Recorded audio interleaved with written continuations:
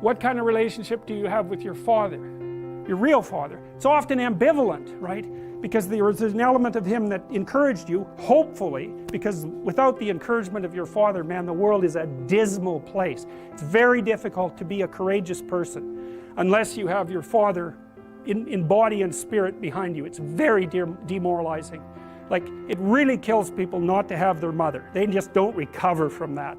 But, and I think people can recover from a fragmented father relationship, but it's the next worst thing.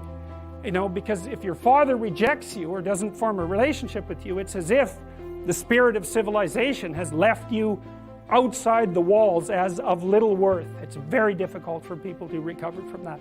So the father should be an encouraging force, but can be a tyrannical and crushing force. And so that's a very difficult thing to get right, partly because if you're my son, then I should impose the highest standards of behavior on you. And I should always be judging what you're doing.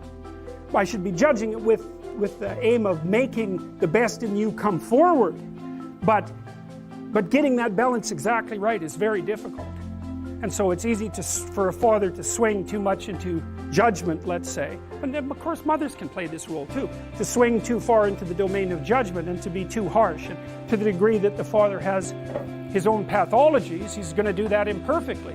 You know, he might be someone who's the father who devours his son because he's jealous of the new possibility, the new potential, the struggle for attention and love from the mother or from the other children in the family. There's all sorts of things that can go terribly wrong.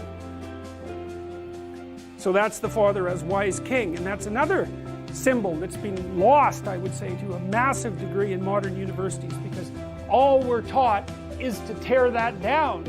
And to not even notice that it manifests itself everywhere, especially in the universities, which are like they're as close to an ideal environment as human beings have ever been able to create. It's as simple as that.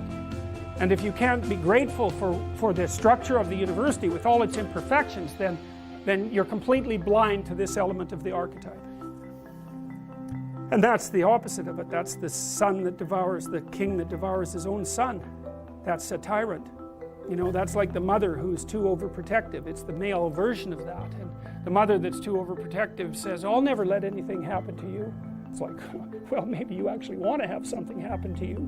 You know, it's a bit of an all-inclusive statement. It's like, no, I'm going to make you strong so any number of things can happen to you. And when you need some care, I'll be there. But otherwise, like out into the world with you. That's the right attitude. And for the father, it's like, get your bloody act together. But I'm on your side. It's not because I want to destroy you or demean you or push you down in the dominance hierarchy, but because I want the best in you to emerge.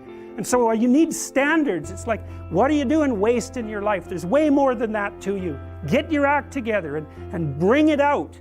And that's a message that people really want to hear if they have any sense at all. And generally they do want to hear it. So, you know, I've been talking to a lot of people recently, as perhaps you know, and I was talking to one of the leaders of the Conservatives this morning, and they're asking me about, the person was asking me about Bill C-16, but more specifically about talking to young people, because the Conservative leadership struggle is going on right now. I've been talking to a bunch of them, and I said, well, look, one of the things you could do for young people that no one's doing is to talk to them about responsibility. Because everyone talks to young people about rights. It's like, we need our rights. It's like, oh God, how many rights do you need? You know, really, like you have more privileges than any people who've ever lived anywhere. Well, it's so dull to hear that. It's so dull. It's so pathetic and what would you call it? It's so demeaning that you have to be protected and have your rights. It's like I said, there's a huge marketplace for responsibility. That's what you want to talk to young people about. It's like, get your act together and do something worthwhile with your life. For the first time in my entire adult life, the Conservatives actually have something to sell young people, right? They can sell them responsibility. It's like, well, why? Because that's where life has meaning with responsibility. The more responsibility you take on, the more meaning your life has. And the higher degree of responsibility that you agree voluntarily to try to bear, the richer your life will be. And no one's ever told that, and it's the case. You know, it's like you have 4 kids, say, Well, that's plenty of responsibility. You're going to have meaning. It's going to be rough, you know, because it's complicated. You have a complicated job and you try to help the careers of the people around you. You try to solve tough problems and aid suffering and do all of that. It's like, it's weight, it's responsibility, but there's glory in it. There's real glory in it. There's deep meaning in it. And young people are starving for that because no one ever tells them that. It's like, you're way more than you think, man. Stand up, do something difficult. Do something difficult and heroic, right? Burst out of your bonds. It's like, that's a good message. It's a necessary message because we have to be more than we are, because if we aren't, we're not going to survive.